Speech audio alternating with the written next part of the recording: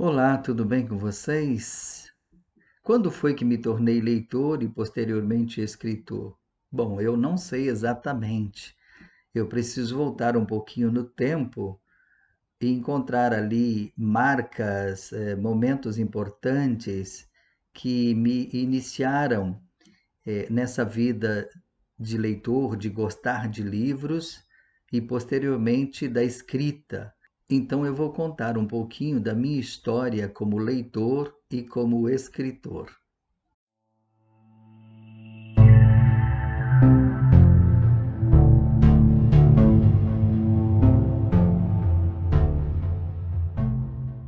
Eu cresci numa pequena cidade do interior do Paraná. Era uma cidade muito pequena.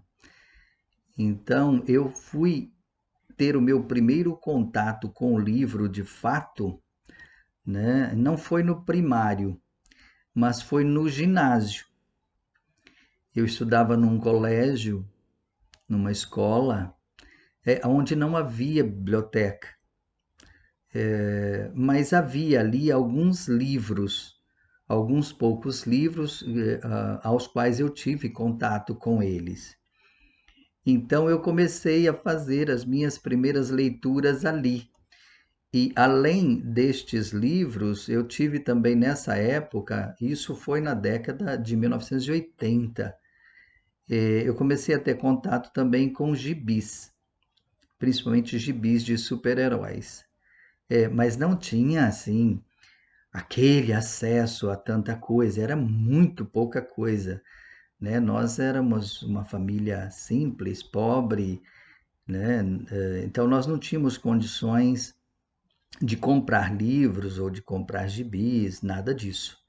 Então, meu contato com o livro já foi na escola. Eu nunca vi um livro na minha casa, para falar a verdade, né?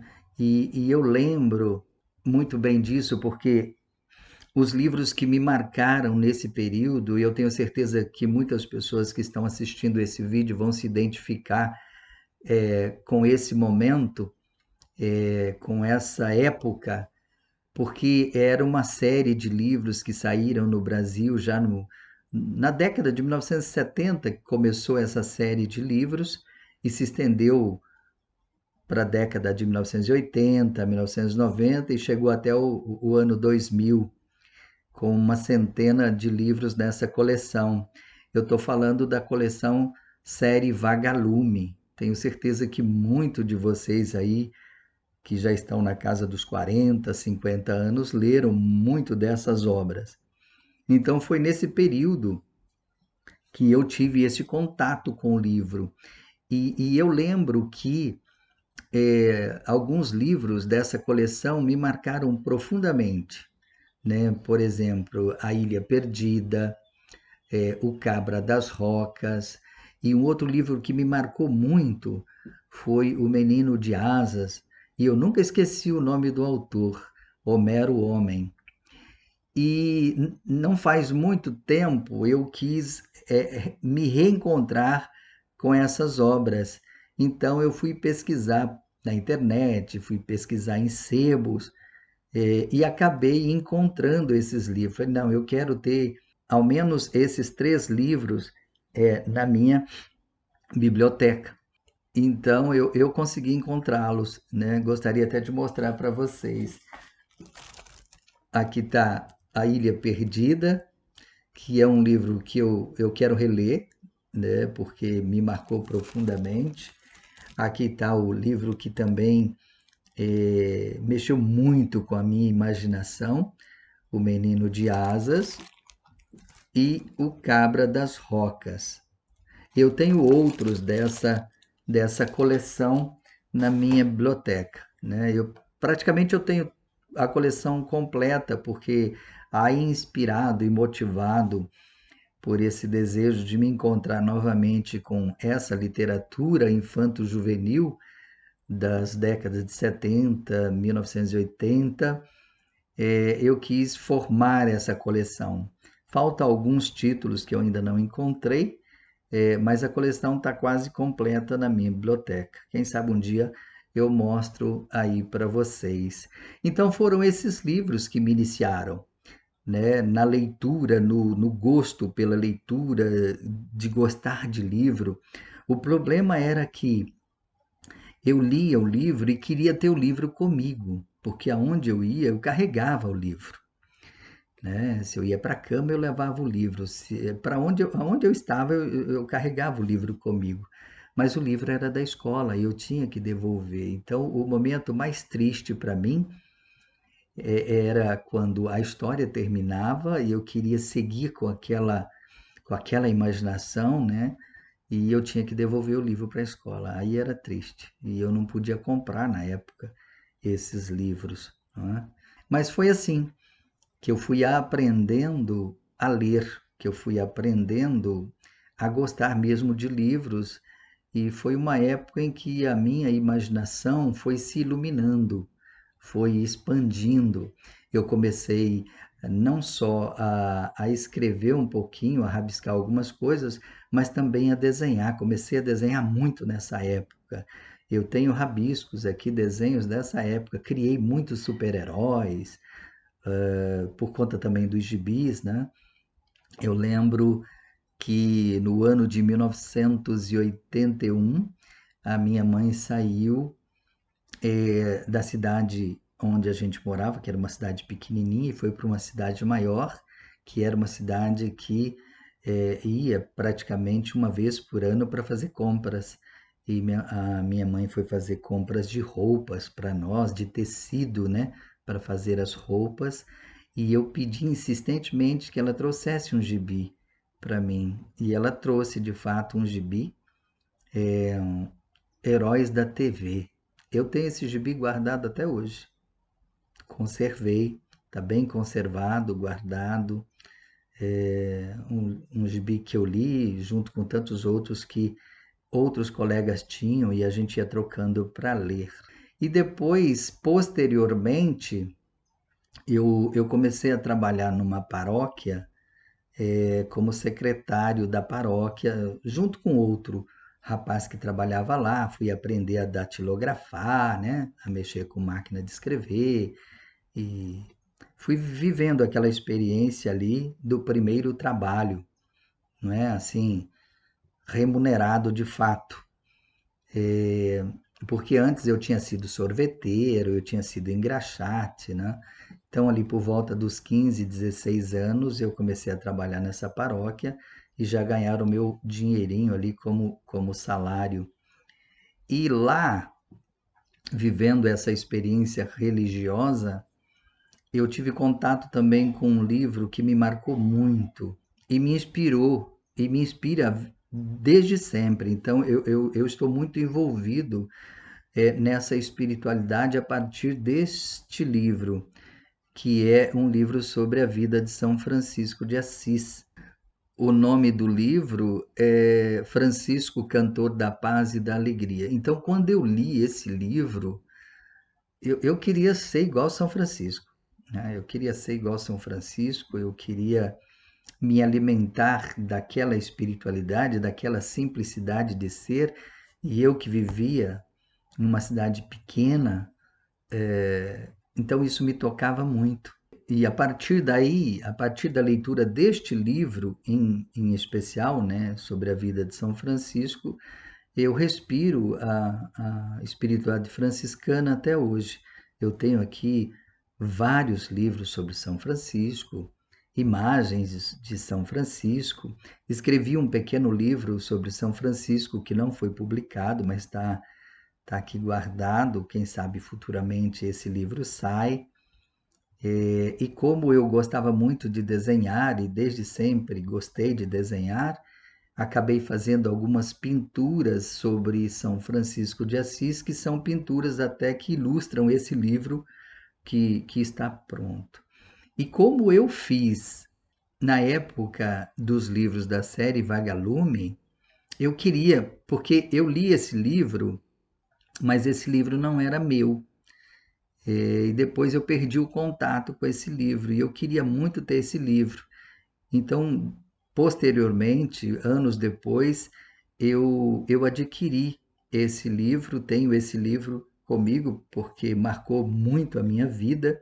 Inclusive, a capa desse livro é a foto do ator que fez o filme Irmão Sol e Irmã Lua. Eu gostava demais e depois que eu assisti o filme, então, eu fiquei mais apaixonado ainda. Então, esse é o livro que também me marcou muito. E essa leitura aqui também foi na década de 1980, né? É um livro que eu recomendo, é uma biografia até simples, muito didática, uma linguagem muito tranquila. Eu recomendo para quem gosta de São Francisco de Assis a leitura desse livro. Então, depois disso, eu comecei a ler outras coisas que nem me recordo. E depois, assim, eu não tinha muito acesso, como eu disse, a livros, né? Eu tinha muito pouco acesso. Eu comecei a ler algumas revistas religiosas que chegavam na paróquia. Tinha uma revista feita em papel jornal que chegava, que eu acho que ela existe até hoje, chama Vida Pastoral, que trazia toda a liturgia do mês, todas as leituras.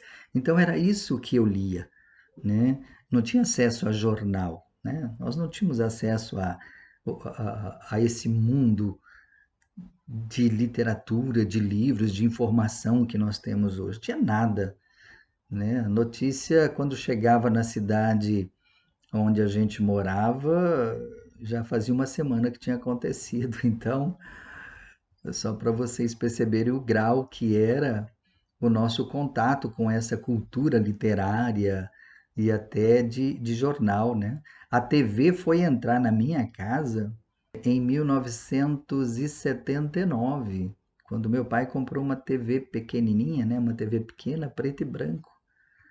E a gente não podia assistir TV o dia todo, a gente assistia em determinados momentos, não é? Porque era o meu pai que assistia, minha mãe que assistia, nós éramos pequenos, então nós tínhamos pouco acesso, mas ainda consegui viver nesse período reprises de muitas séries de televisão e também me apeguei muito a isso, a filmes, né? Passei a gostar muito de filmes, de série de TV, vocês podem olhar aqui atrás, eu tenho uma videoteca grande aqui de filmes antigos, filmes clássicos, tem alguns filmes novos, mas a maioria dos meus filmes são filmes antigos, muitos filmes que eu assisti na televisão e que eu queria recordar. Então eu passei também a colecionar livros, quer dizer, a colecionar filmes. E hoje eu tenho aqui uma videoteca até boa de filmes antigos, né? Filmes da década de 30, 40, 50, 60, que passavam na televisão e ainda em preto e branco. Então eu costumo até dizer assim, que eu gosto muito de Teia de Aranha e foto preto e branco, porque eu gosto mesmo de coisas antigas. E depois eu acabei fazendo é, é, uma faculdade de História, né? Me formei em História. Antes havia me formado em Filosofia, depois me formei em História. Então, esse mundo de leituras foram me conduzindo para esse tipo de formação, né? Que eu queria fazer Filosofia, eu queria fazer História, e depois, posteriormente, fiz ainda uma especialização, uma pós-graduação em Teologia. Bom, então, assim, a grosso modo e resumindo, eu me fiz leitor dessa forma, paulatinamente, com muita dificuldade. Não era de ler muito, porque não tinha muita coisa para ler, né? Poxa, quem dera eu tivesse o acesso a livros e a literatura como nossos filhos têm hoje. Ah, se eu tivesse esse contato e essa abertura e essa proximidade com livrarias, com sebos que nós temos hoje. Eu seria um outro leitor, eu talvez fosse um leitor melhor do que eu sou hoje, não é? Eu teria lido muito mais coisas. E só para vocês terem uma ideia, eu fui entrar numa livraria, isso já quase, acho que em 1985, 86, que eu fui entrar numa livraria. Eu não conhecia livraria. Sebo, então, eu fui conhecer quase no final da década de 1980 que eu fui conhecer sebo, eu não sabia nem o que era isso. E acabei me apaixonando muito pelo sebo, porque como a gente não podia comprar alguns livros pelo preço, o livro novo era mais caro, a gente conseguia comprar livros baratos nos sebos, né? Eu ainda tenho aqui na minha biblioteca alguns livros dessa época, do sebo. E sebo era uma coisa que eu visitava sempre, né? O pessoal até ficava enjoado de me ver lá no sebo e eu tinha toda a liberdade. Eu já tinha revirado aquelas estantes todas e ficava ali ainda, tentando encontrar, garimpando uma obra diferente, nova e tal, né? E que fosse interessante. Então, isso só para vocês terem uma ideia de como eu fui me tornando leitor. E claro, paralelo a isso, eu também escrevia, gostava de escrever. Ainda na década de 1980, em 89, eu estava no meu último ano de filosofia e eu quis me aventurar a escrever um romance. Então eu comecei a escrever um romance. Então eu escrevi à mão. Eu tenho esse manuscrito até hoje guardado aqui. Eu dei o título a esse livro de O Último Sonhador. Então eu escrevi esse romance em 1989, se não me engano. É, e o mote da história era que tudo que nós vivemos hoje, essa realidade que nós vivemos, a vida que nós vivemos, é sonho.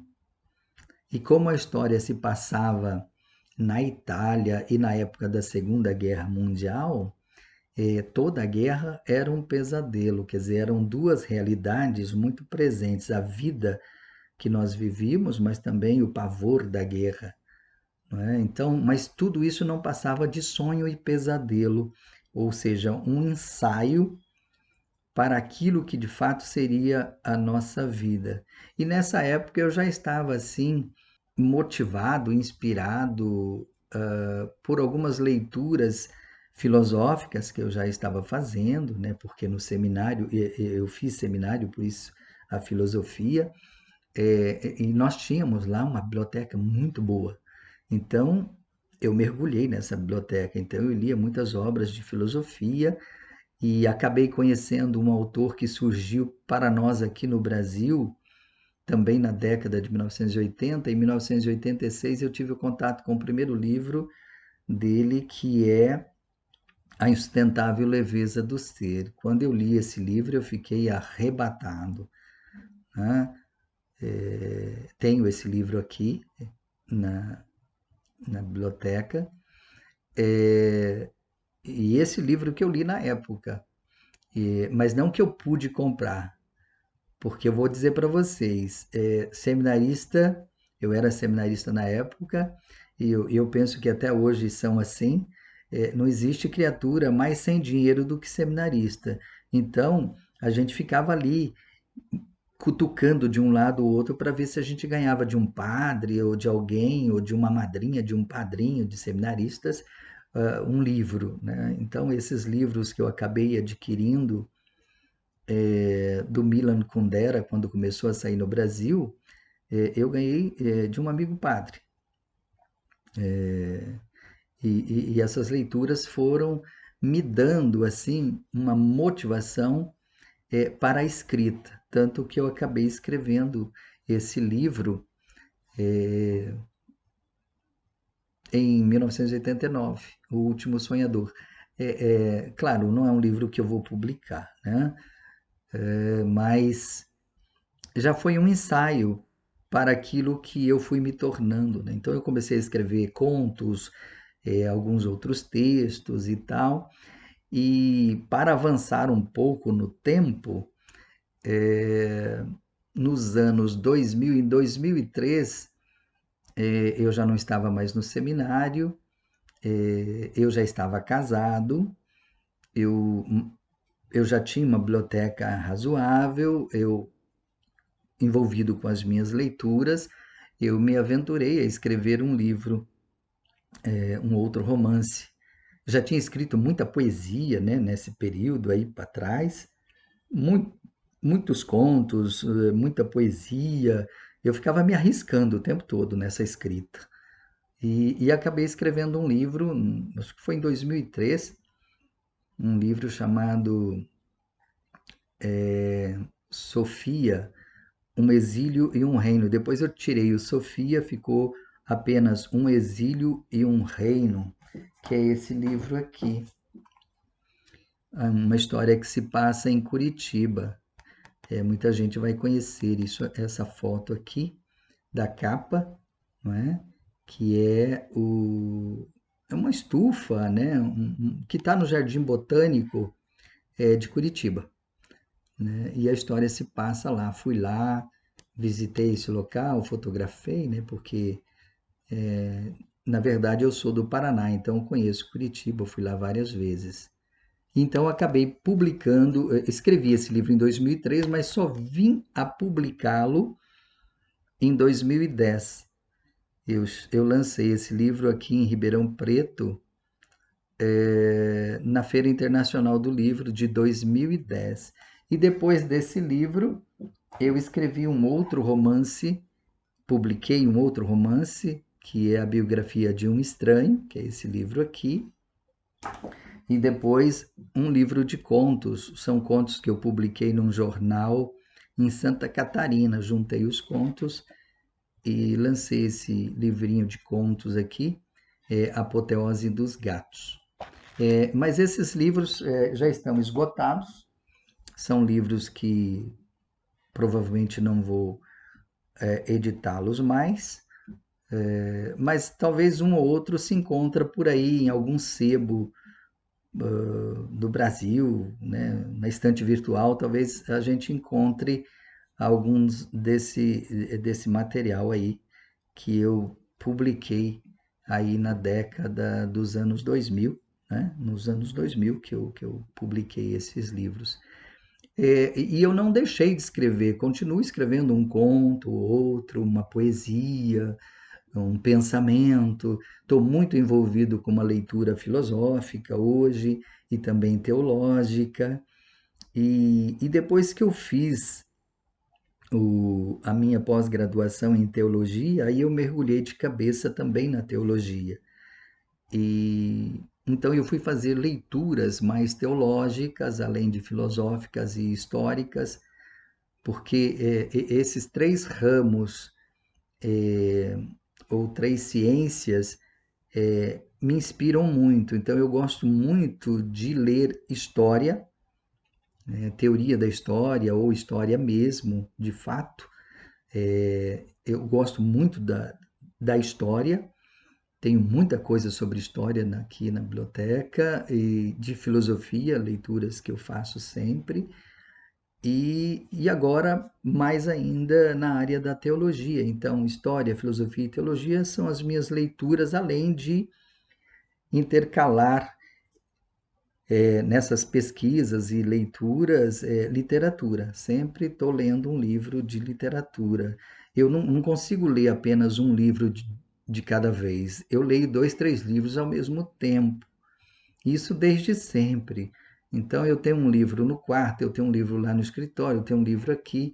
Então, vira e mexe, eu estou com um livro diferente na mão, mas é porque eu estou fazendo 3 leituras, 2 leituras paralelas.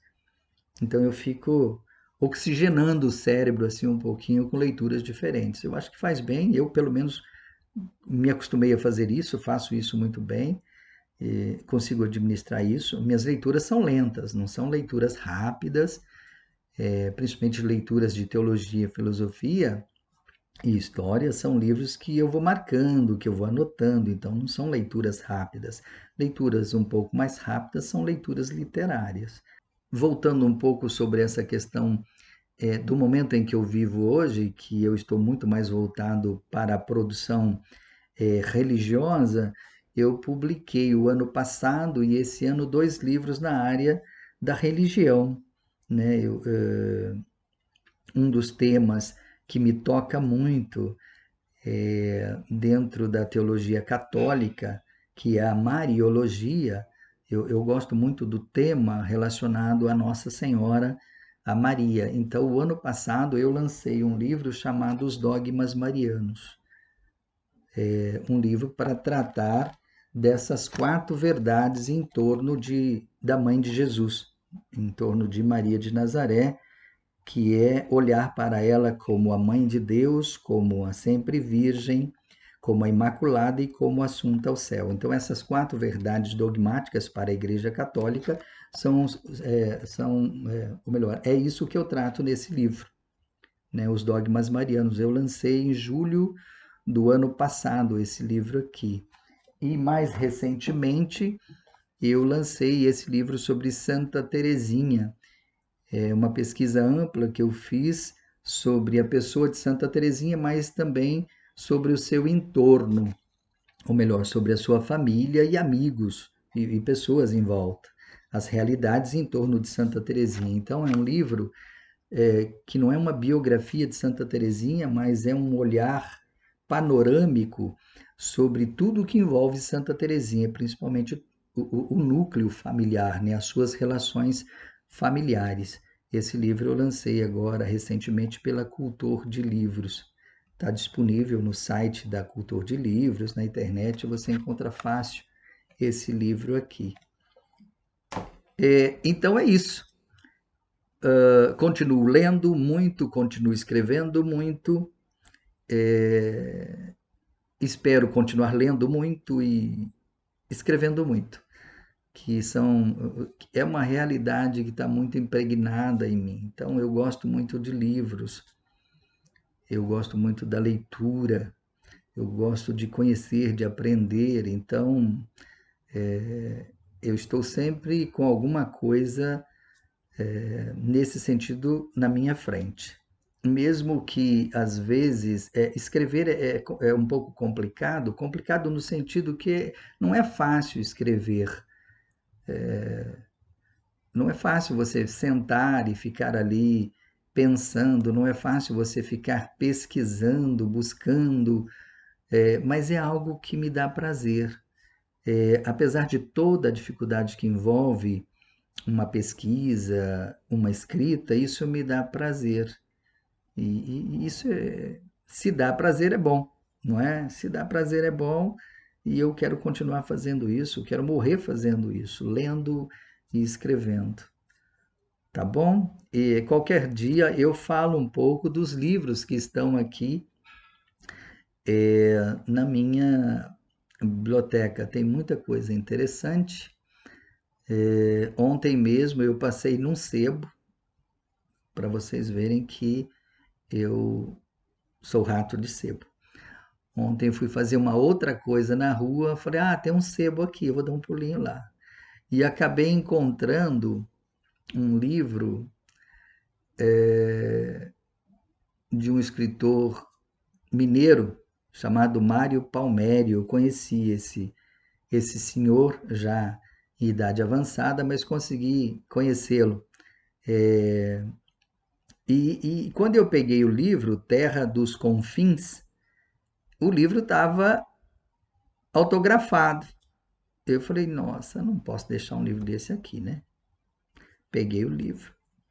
E paguei barato no livro. O rapaz me fez a R$ 10. Falei, eu achei que ele ia cobrar uns R$ 50 pelo livro, pelo fato de estar autografado, ou até mais. Ele me cobrou apenas R$ 10. E acabei encontrando um livro da coleção Vagalume que eu ainda não tinha na coleção, nesse sebo, que é A Aldeia Sagrada, que é um livro que eu ainda não tinha dessa coleção. Trouxe para casa. Então, eu estou sempre assim, vasculhando um sebo ou uma livraria, garimpando alguma coisa. Eu espero que esse vídeo ajude você também, motive você à leitura, né? Ler é um exercício fundamental para o cérebro, além de te colocar num tempo, num momento histórico tão presente, que é o momento atual, não é? A leitura te sintoniza com tudo. Além do livro ser um grande amigo seu, a leitura desse livro te sintoniza, te coloca num lugar aonde é possível perceber a sua realidade, a sua história, a realidade do mundo à sua volta, né? Nós não podemos viver aqui de forma isolada, não somos seres abstratos, somos seres reais. E a leitura, o livro, nos coloca dentro da realidade. Espero que o vídeo ficou um pouco longo, mas eu espero que você tenha gostado dessa conversa e que esse vídeo te motive para as suas leituras pessoais, seja qual seja a sua linha de leitura, tá bom? E quem sabe até mesmo escrever, certo? Um grande abraço, até mais.